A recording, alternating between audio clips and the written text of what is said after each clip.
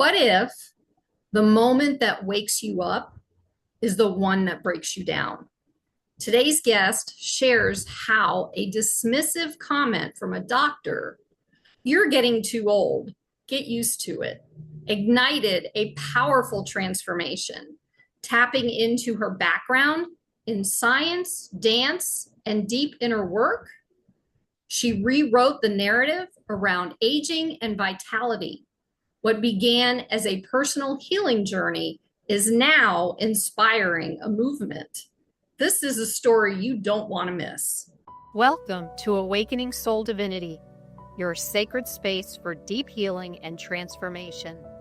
Listen to inspiring conversations with healing experts, spiritual guides, and teachers as we explore ancient wisdom, modern healing, and powerful stories of change. I'll also share practical insights from my personal journey, from spiritual crisis to inner purpose. Whether you're seeking to overcome anxiety, embrace your true nature, or awaken your higher self, this podcast offers guidance to help you transform your life and elevate collective consciousness.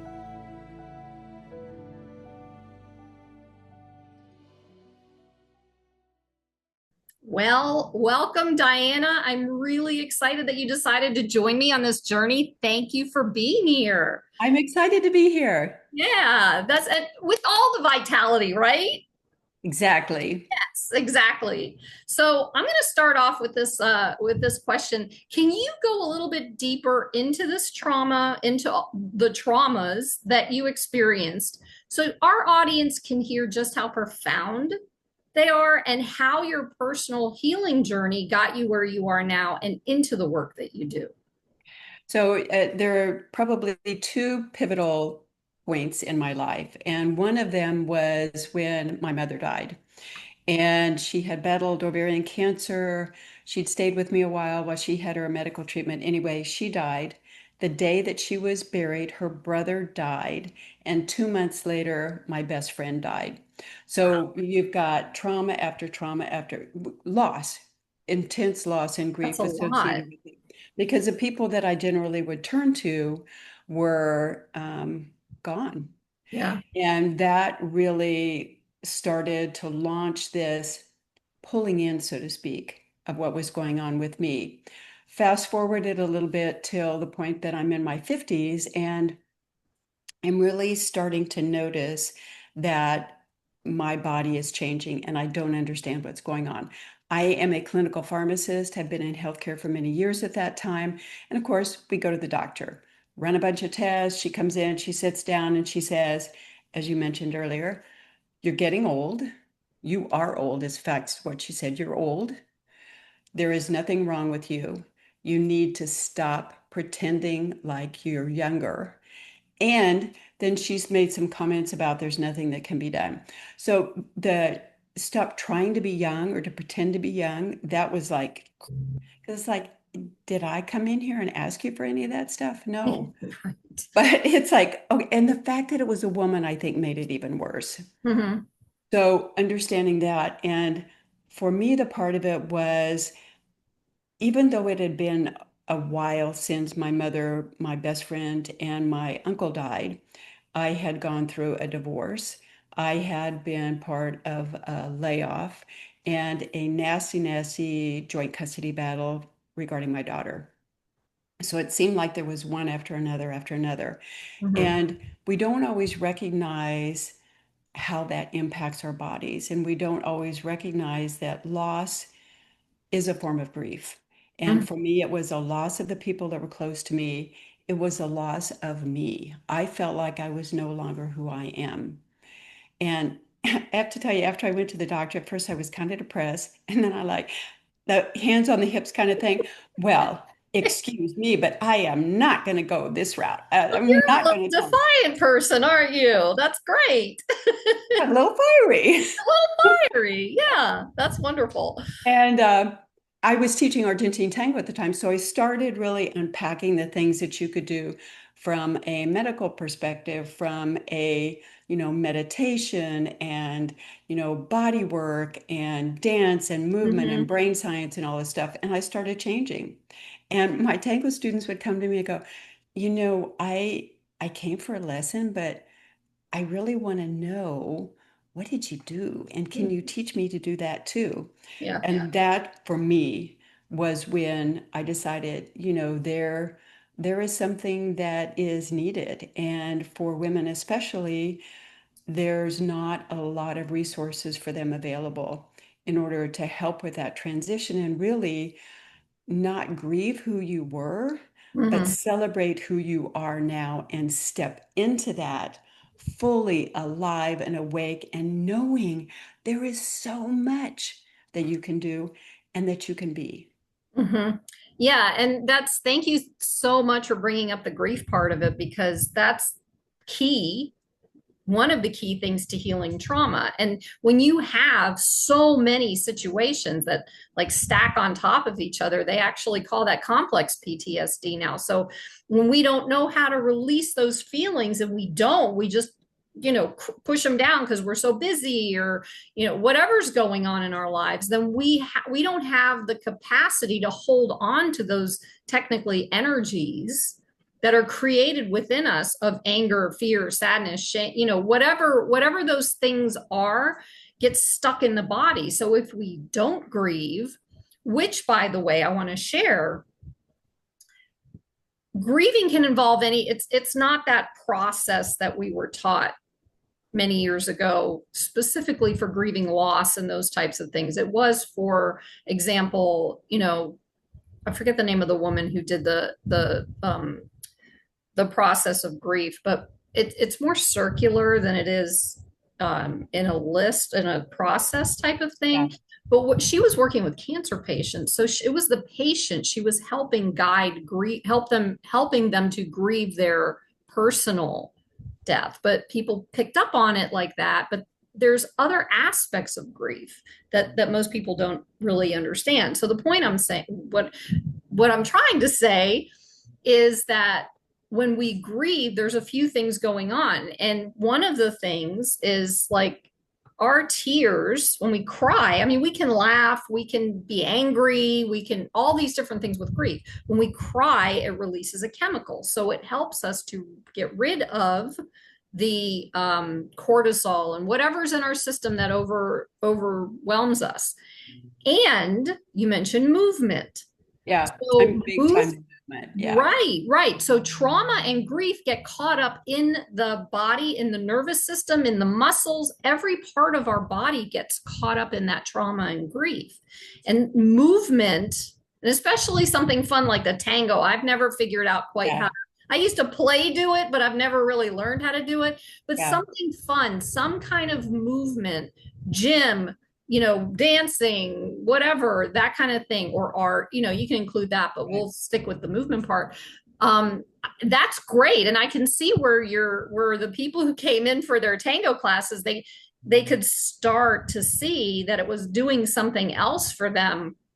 And it sounds like you integrated like the emotional with the tango so the body could express itself and release emotions, because that's another way of releasing emotions and grief. Yeah, I found that, and especially when I first started teaching tango, I would actually have people that had movement restriction and they couldn't do things because their body wouldn't let them. And Yes. over time, building the trust and those kinds of things, they were able to move through. And it happened that, and it's not super unusual to have somebody cry after a lesson when they've been able to move through because they've Wow. released all that. Mm-hmm. So I heard things like, my mother told me I would never be any good at anything, and here I am. I mean, to me, it was phenomenal, the Wow. association between moving and the release of grief or emotion that is stored in the body. And you Yes. can start to look at how movement restrictions can be associated with certain kinds of grief or loss, or I say where the emotion is stored. Mm-hmm. And it's really quite fascinating. But you're right. It's not so much that it is a specific type of movement as it is a movement that you like and you're comfortable with and that you will do. Yeah. Yeah. That's That's important. Yeah, absolutely. And that's the thing. Our healing journeys don't involve what someone tells us that we need to do. It's what we like to do. So if someone says, go, you've got to move your body, go move your body. You go find something that you liked when you were a kid. If it was hiking, if it was or walking or playing at the creek, I used to do that. Anything that keeps, but the body has to move. If we don't continue moving the body will stop moving. So, and that's just what you said. And there's like, it's almost like, well, it isn't. It's like there is something that happens within the body when we're reacting to trauma, physically reacting to trauma, where the body literally contracts itself. So, mentally, emotionally, and physically, it's almost like we don't want to move because we're afraid that it's going to overwhelm us and something else is going to come in. Because I've been in that depressed state for 10 days a couple of years ago, where I couldn't even get off the couch sleeping for 20 hours a day. So I didn't want to move. I just didn't want to move. And then my process was ending up getting connected with a veterans organization to help me get out of the depression. And they were like, oh, well, we have a gym, you can go to the gym and join us there. You can go do yoga. So I did both. I was like, I need to get that. And when I started doing that, again, same as you said, this woman having this experience of crying afterwards, that's what's supposed to happen. That's what grief is. That's the release, but you've got to move your body in order to create that release within the body. Would you agree with that? Yeah, there's and I think it's called the happy hormone that is released when you actually move your muscles. And it triggers certain things in the brain and it releases other things in the musculature. It calms the nervous system. So there's a whole recalibration that is Mm-hmm. associated with movement. And it doesn't mean that you have to go to the gym and pound weights for half an hour. There Right. are things you can do like walking, for example, Yeah. going to walk, disconnecting from your phone or whatever, experiencing nature, but physically moving your body Mm-hmm. has a ton of benefits associated with it, including it moderates your immune system. So if your immune system's too active or not active enough, it regulates that. It changes brain hormone. It helps with sleep, helps with appetite. I mean, there's a whole host of things. It rewires the brain and the body.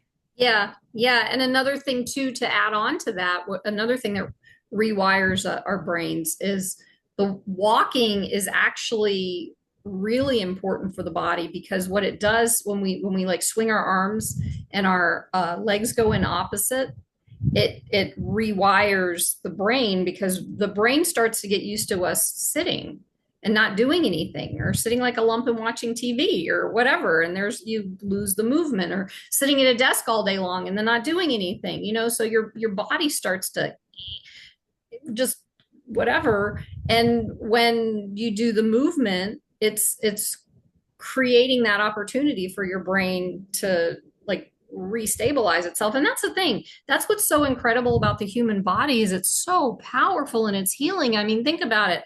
You cut your finger, it heals itself. We heal ourselves if we let ourselves heal. But that's the challenge is a lot of us haven't learned yet how to allow that because we put our trust and faith totally in a doctor. Someone outside of Doctor, ourselves. what was Someone, that? someone outside of ourselves. Someone outside of ourselves. And then that someone says, you're old. There's nothing wrong with you. You're old. Well, what do you think that's going to do? That's like an emotional mental addition to I already don't feel well. Why are you telling me that? Can you like give Yeah. me like shine some light on my blind spot and help me figure this out, or you're just going to throw this at me and not say and not do anything? It's Yeah. pointless to me. It's pointless. So Um, one of the tips that I've been talking to people about is you remember the dance, the Macarena? yes. So, I mean, it's super simple. You go to YouTube, you put on the Macarena. The Yeah. thing about it is it's got cross body movement. So Yeah. for those of you who might be listening, I'm taking my right hand and tapping my right shoulder. I'm tapping my right hip.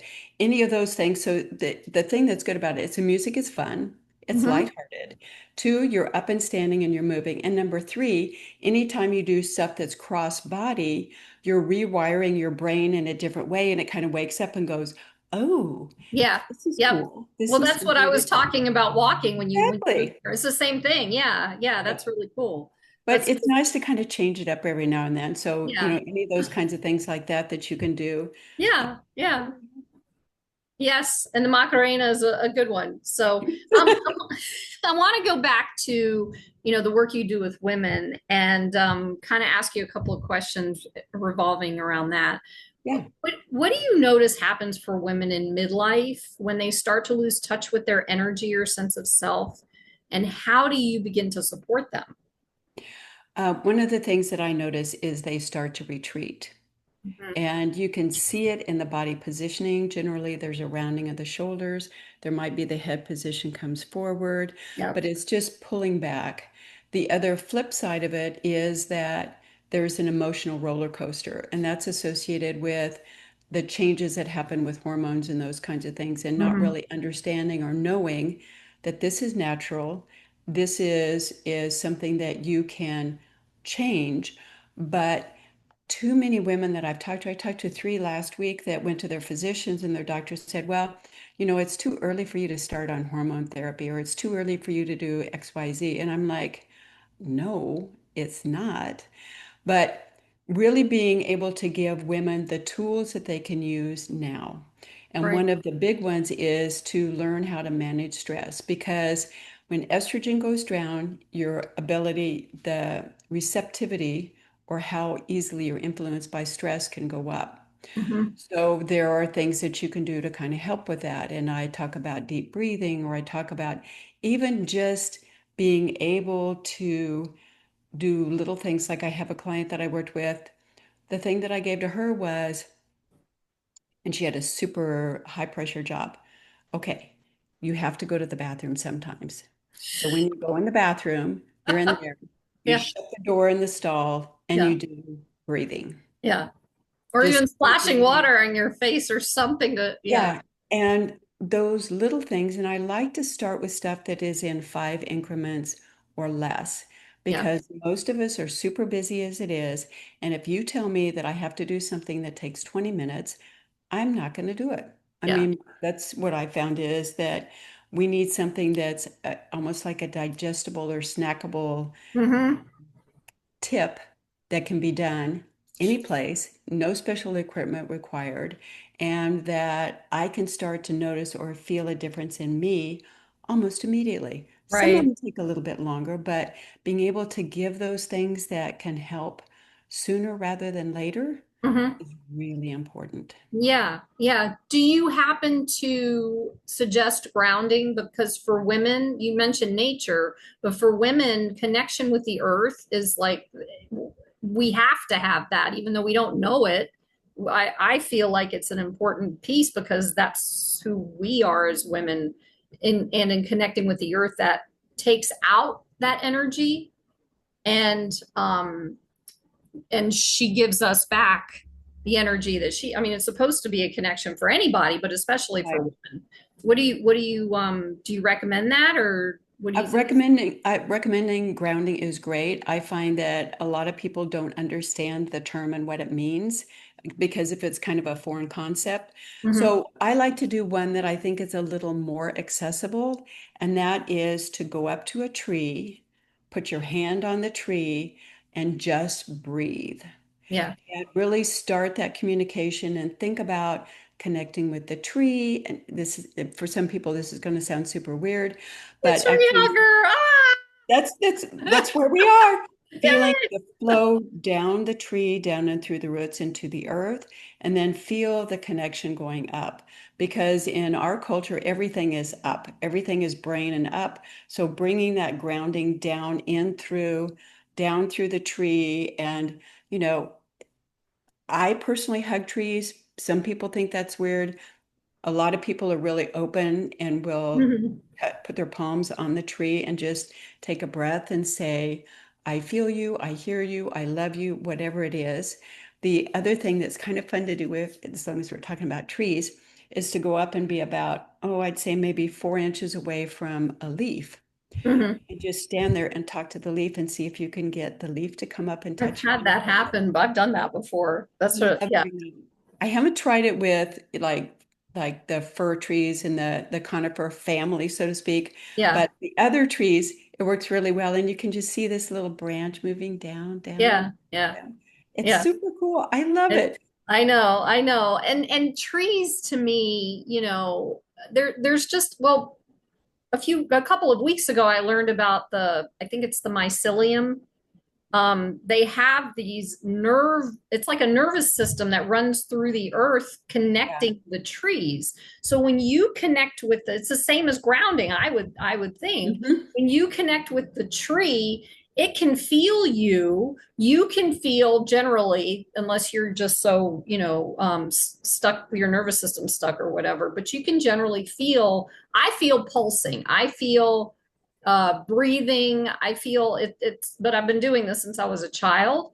Yeah. But the tree, the connection that you get between the one tree and you goes into the tree's roots and it's connecting with all the other life forms underneath the trees and the plants and the animals can feel those things and we don't understand that because we haven't been taught that. So yeah, absolutely. I like that idea of doing the Yeah, tree. and I think conceptually for some people, and I found out this through teaching tango, is I would talk about being grounded because when you're dancing, there's that pushing into the floor and that connection that you Yeah. have with the floor.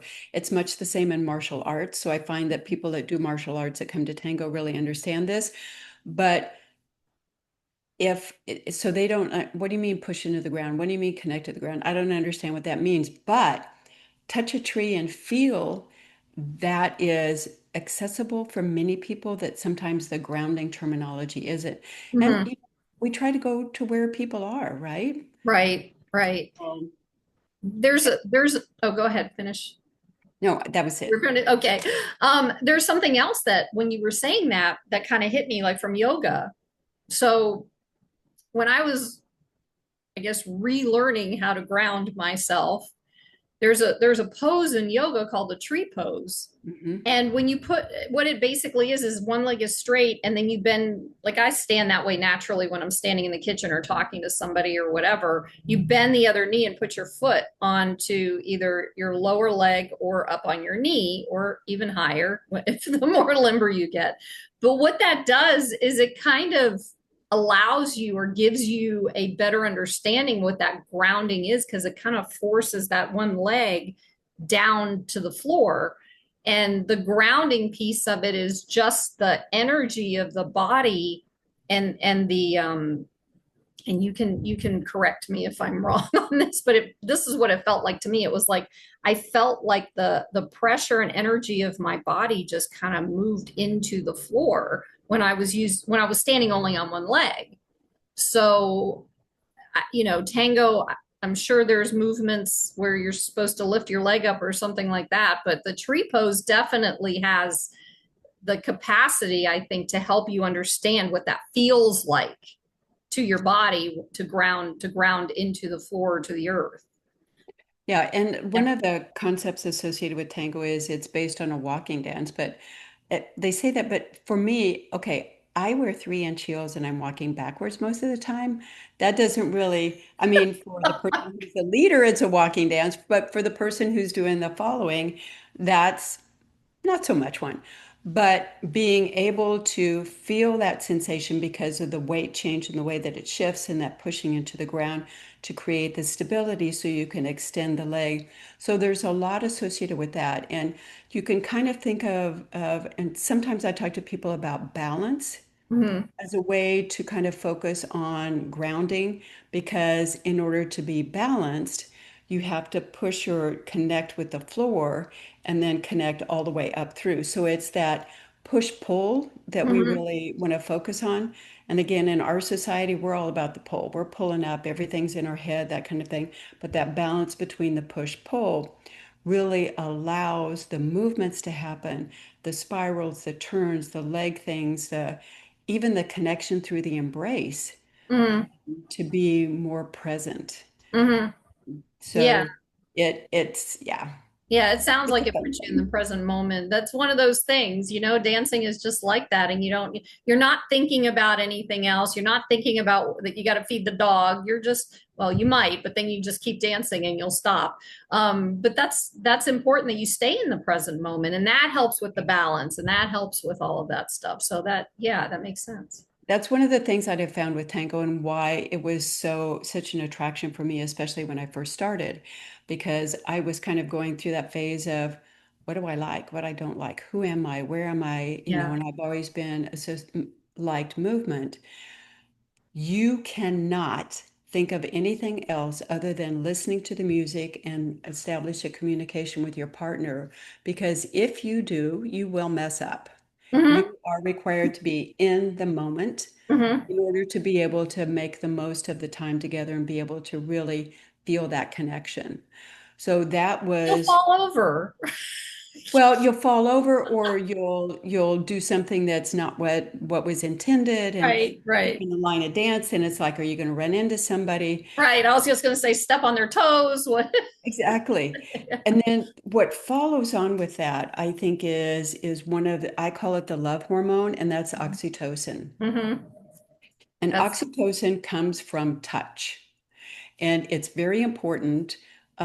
It is when you're a baby, when you're held, when you're breastfeeding, either as you breastfeed or the one who's feeding, the snuggling, hugging, childbirth, the big O.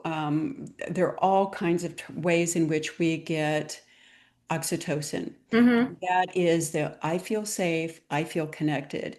And that's one of the other things that women, as they go through midlife, don't have as much released or it doesn't work as well. So I give them tips and things that they can do associated with that. And it's simple. You have a pet, pet the pet. You don't have a pet, give yourself a hug. Making meaningful eye contact with Hmm. somebody, Hmm. moving and feeling your body, Hmm. these are all things that help with the connectedness. And that is something I think that we lose as we become more withdrawn from the world and more Yeah. about, who am I? What am I? I don't know. I don't feel safe. I don't feel secure in that shrinking versus, hey, I'm Hmm. connected to the world. I'm part of this. This is where I am now. This is where I'm meant to be at this moment. It might Right. change tomorrow, but right now, Right. perfect. Yeah. And it's interesting you say that because a lot of the separation that we've had going on in the world from the pandemic and, all these and our fears of other people and, all these things, Yeah. we've been stepping away from that connection. So my guess is our oxytocin levels have been dropping as well because of that. Yeah. Absolutely. Right. And so can you maybe give, well, I guess you already have, but is there something, or remind me, is there something you can offer to raise that oxytocin if you are not around people or connected? Like a lot of people, I'm highly sensitive and an empath. So Yep. I tend to isolate for not for protection anymore, but more to come back to myself. But now I've also noticed from all of the stuff that I went through personally in the last couple of years, Yeah. when I was really isolating for protection, that I don't maybe I'm just more discerning about who I'm hugging. But I don't even hug as much as I used to anymore. So that self-hugging helps with the oxytocin. But is there anything else that we can do by ourselves besides the self-hug that maybe would help? So one of the ones that I find the easiest is that most of us put some kind of lotion or cream on our body Hmm.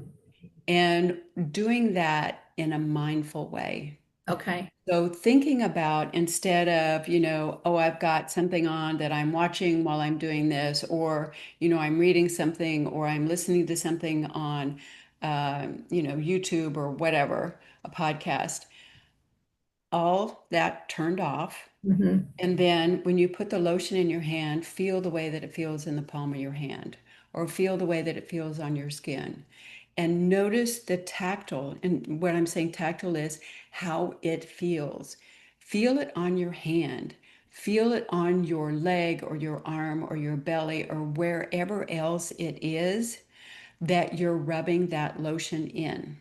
Mm-hmm. And for those of you who can't use lotion, even just doing this on your skin, period, but really connecting to your body and feeling it and feeling how relaxing it is and noticing how the warmth of your skin against your hand or maybe the coolness of the lotion, any of those kinds of things to really establish that connection and really embrace that feeling of what it's like. And Mm-hmm. that is because you're focusing on the tactile, you're focusing on how it feels, and that is going to boost your level.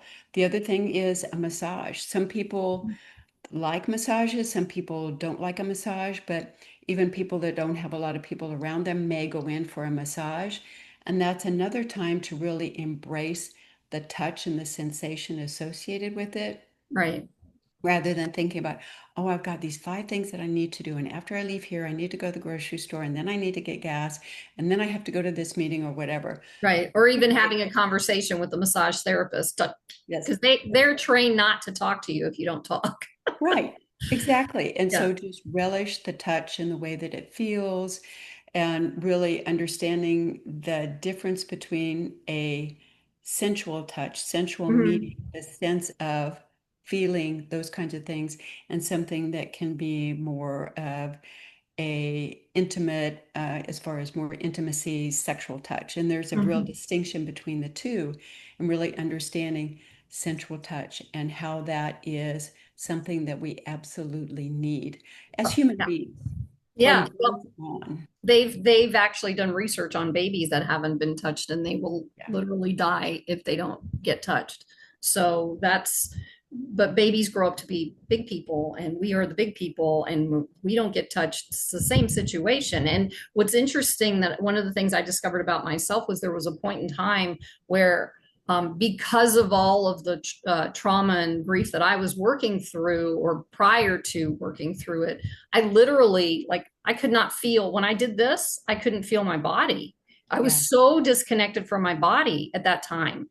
And doing this, like I do this all the time now and I can feel it and I'm good with it. I like it now. But I didn't like it then because I didn't there either I didn't feel like I deserved it or it just didn't feel right or I had been touched in ways that were painful that I didn't even enjoy my own touch. So basically what I did was, and this may be part of the process of getting involved in movement and things like that, is initially finding a way to re-embody with yourself and just keep doing it, like keep doing these things, and the more you grieve and the more you release the traumas and all that kind of stuff, or release the energies from the trauma, the more you start re-embodying with yourself, and the more life becomes, as you move along, more joyful because now you can feel things, and it's a sad, trust me, it's a sad place to be when you can't even feel your own body because you're protecting yourself so hard,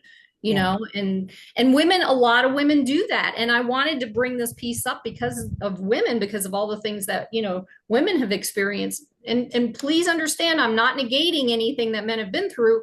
I'm a woman. I and my experience as a woman has been what I share, right? So as women, and because you work with women, Diana, you were also talking about at one point that aging isn't the problem.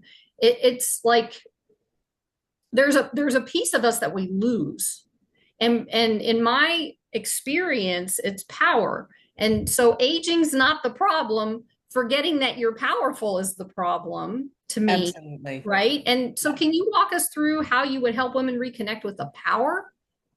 Well, one of the things is understanding and knowing that the word no, Can complete sentence. I share something real quick before you go on? Yeah. Okay, so we're not good at saying no. So when I was in my early 30s, I was working at this uh doesn't matter. I was working in an environment where, everybody kept saying, "Oh, can you do this? Can you do this? Can you do this?" And it wasn't just that environment. It was like 4 or 5 other things with my kids and, with all these things. And I was standing at work and I was telling a coworker this, and he's like, same thing. You got to learn how to say no. And I'm like, what do you mean? And he said, well, I'll explain it to you. And he didn't say a word. He went and got an 8.5 by 11 piece of paper out of the printer or the copy or whatever, and he wrote the word no, big capital letters, and he got a piece of tape and he put it on me. And he said, now walk around. You don't even have to say it. And I was like, but it worked. And so, but I Yes. didn't have to actually say it. People saw the no, and I was like, okay. So now people, but then when I started going through my process and everything and healing, I could actually speak the word no. Like I'm not able to do that right now because a lot of people will come to you with things that they just don't want to do. They're capable of it, but they Yeah. just don't want to do it. And being an empath, we tend to take on everybody else's stuff to make them happy, including doing things that they just don't want to do.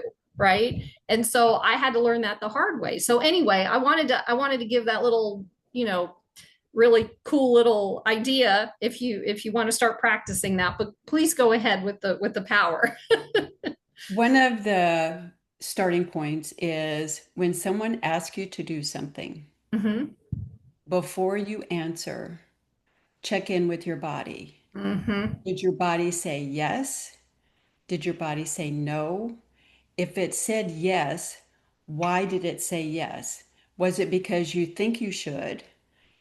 Is it because of the relationship that you have? In other words, it's your kid, they need something, it's not really an option, you need to do it.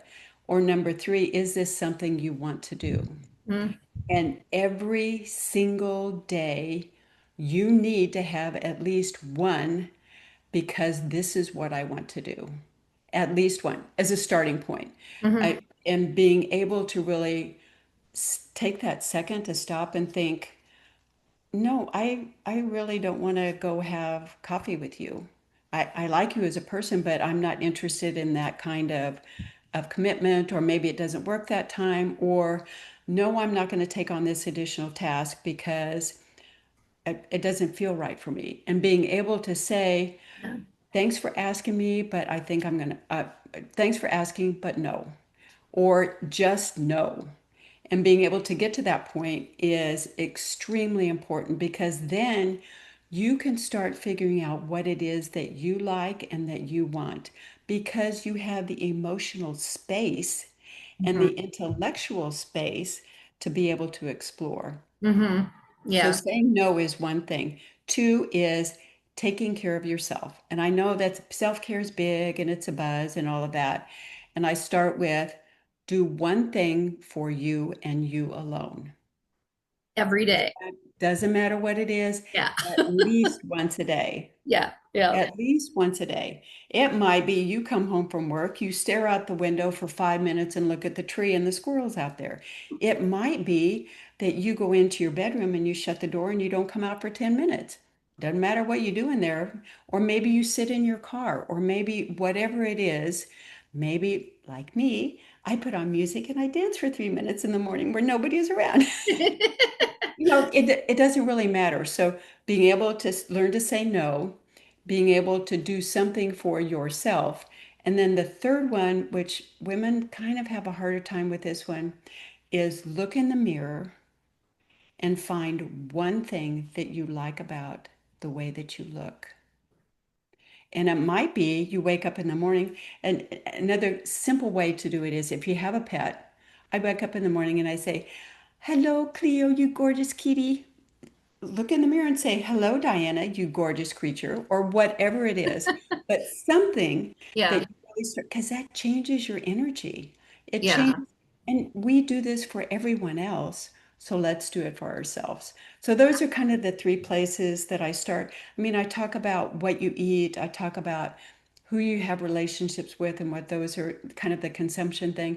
But those are three real quick down and dirty things that you Mm-hmm. can implement so easily. Nice, nice. And it does. It really does help you find your power because you're so we are exhausted. Women are exhausted, Yeah. period.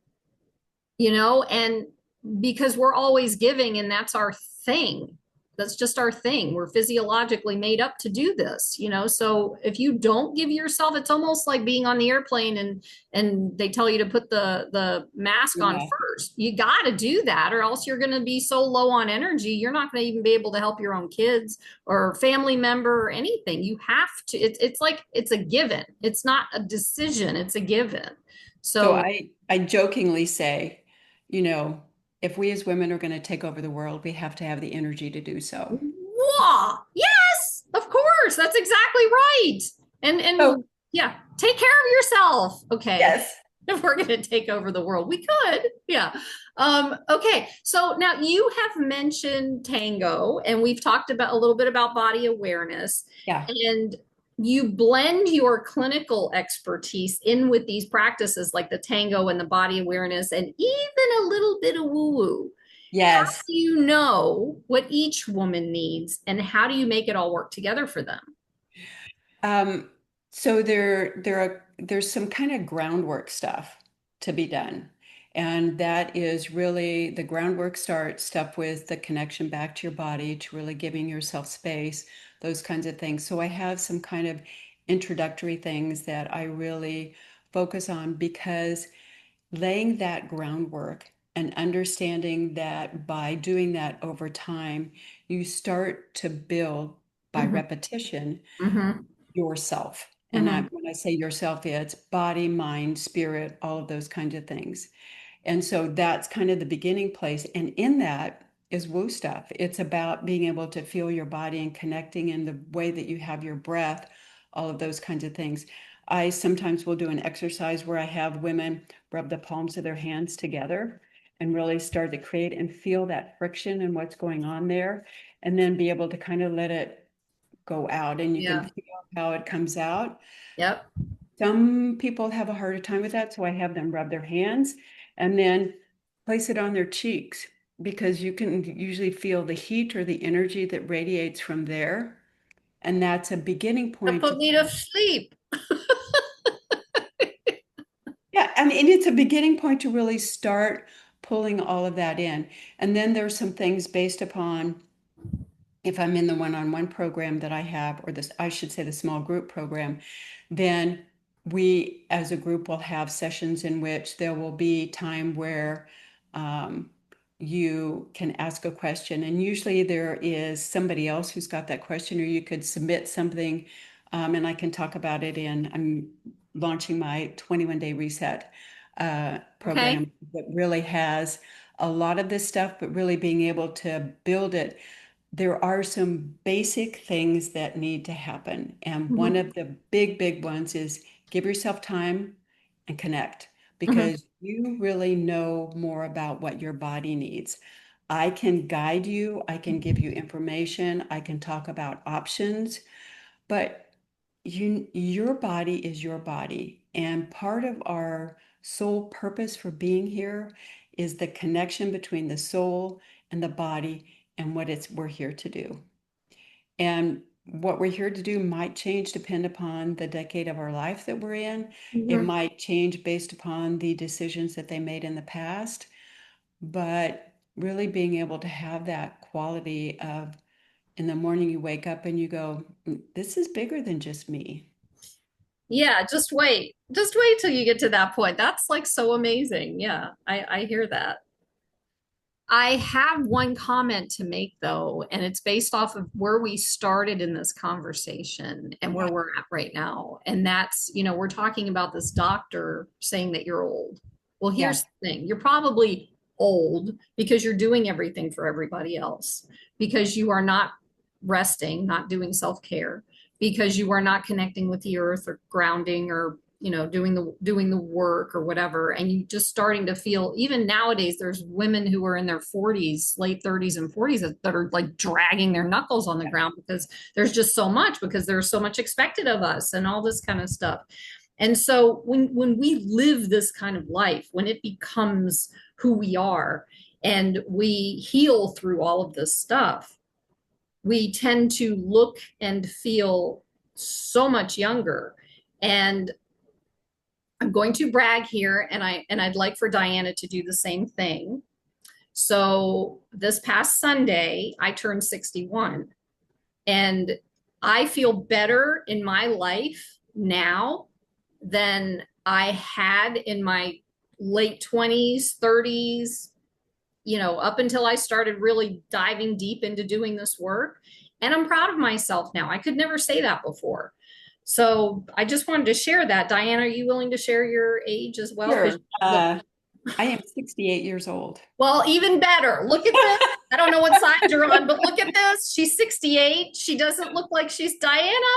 This is what I'm talking about. I mean, that's So, and I really being able to understand that life can be great. And for me, it is great. But understanding that we don't come with a playbook. And the thing that I say a lot is you can't, as a woman 50 or older, you cannot eat the same as you did when you were 25. I mean, from logic perspective, we don't feed a toddler the same as we, or a 25-year-old the same as we feed a toddler. So mhm. why would we think? And it's not true. It's true not only with food, but it's with the types of movement. It's the interactions that we have.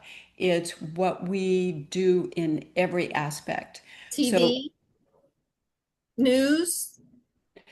The thing is I talk a lot about nourishment, and Mhm, nourishment means what you take in, mhm. and being around people that are negative, listening to negative news all of the time, all of those kinds of things impact you mentally, spiritually, emotionally, and takes a toll on your soul.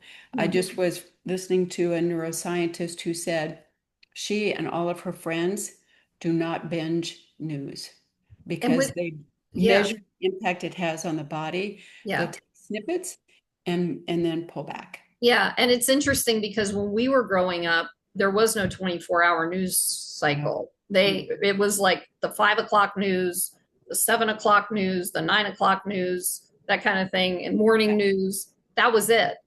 And now it's like always in our face. So that's like bombarding us with negativity, especially nowadays. Now, it's constant, and it's not just the negativity is going everywhere in our bodies. So you're right. That's very important for sure.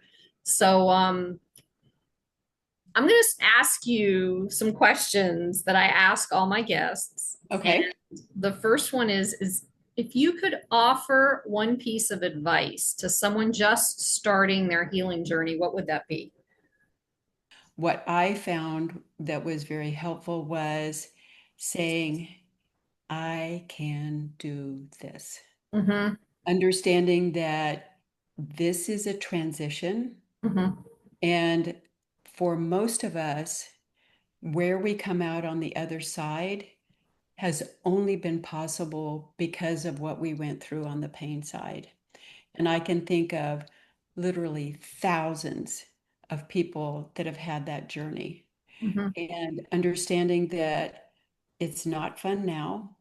There's work associated with it, and but coming out on the other side and then understanding what you went through and how that can help others is huge. Yeah, yeah, absolutely. Thank you. That's beautiful. I wanted to add something that, of course, every time someone talks, I get this little thing going, hey, say so.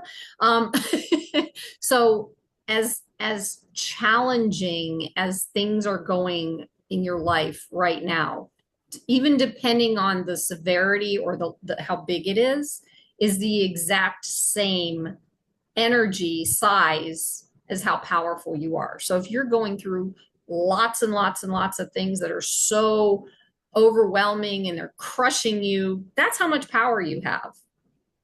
And anything, but it's not a comparison to if you only have a couple of things going on, you only have a little bit of power. You're still powerful. It's all the same. It's just getting you to understand or feel that that power is inside of you. And when you start, like you were saying, this journey can start anywhere and in any way. And to be able to just recognize that power and strength within you, you can get through this. I mean, you know, if you if you've heard any of my story, and I could not even 6 months ago, 2 years ago, it wouldn't have been, I would have been still afraid of sitting here because I would have felt like I was, what's that word that they use when you feel Imposter syndrome. imposter? Yeah. I was like, well, why would anybody want to listen to me? And because I don't know what I'm talking. Well, no, crap. You know exactly what you're talking about. You've got life experience. You know what you're talking about. So power shows up from every part of your life into, even if it's going all crazy over here, it shows up just as much here when you walk through that. Well, then So, I find adding micro delights, I call it micro delights, but it can be anything little. Like you look out the window and you see, a beautiful tree. Or mhm. it might be that you look at your plate with the food on it and say, oh my gosh, the colors in that. Or, right now, cantaloupe is really good. It's super tasty. And just little things to Yeah, start appreciating and bringing joy yeah, and good into your life yep, gives you more energy to do more. yeah. Celebrate even the little stuff. Celebrate it Yep. all.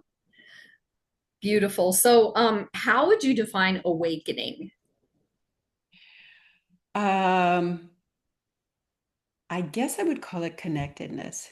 And the reason I say that is that awakening is something that um, I think it's a continual process. I don't think it's ever a destination. I think it's a journey. And awakening is starting to look at things outside of yourself and really being able to realize and understand that I'm connected to everything. Mm-hmm. Everything is connected to me. Being able to recognize that I can tap into that connectedness and that awakening, but also looking at it as an opportunity to be more fulfilled and to Mm-hmm. feel better and to really um, find meaning in everything as part of the awakening journey. Because for me, it's every day there is something that I open up more about, or something else that I step into that it's like before I'm like, I don't know if I can do that, or I don't.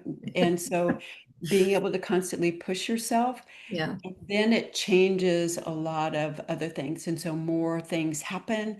So there's more openness, more awakening, more understanding, all of those things. Yeah, yeah. And it's and the key here when I hear you say all of that is, even when you push yourself, still be gentle with yourself, because sometimes we have a tendency to beat ourselves up if we're not doing it right, or if we're not doing quick enough, or whatever. There is no quick. So, Well, I'll right. tell the story about the first time I ever did video. Okay. And I did a YouTube video, Uh-huh. and it was, I think, 3 minutes, 2 minutes long. Okay. It took me 3 hours to prep everything because I'm Uh-huh. like, just perfect, and I wanted this and that and everything else. I'd gone through it in my head and it was going to be about 3 minutes. I did the video. It was 1.5 minutes. And after it was all done and posted, I had to go take a nap. Now, to this day, I Yeah. have not watched that video because I knew if I did, I would never create another one because I would be too critical. So it's also about saying, okay, I'm accepting of myself and I'm going to use opportunities to bolster myself when I do something new rather than saying, oh, that wasn't any good. I didn't like this. The light was wrong. You talked too fast, blah, blah, blah, whatever that might be.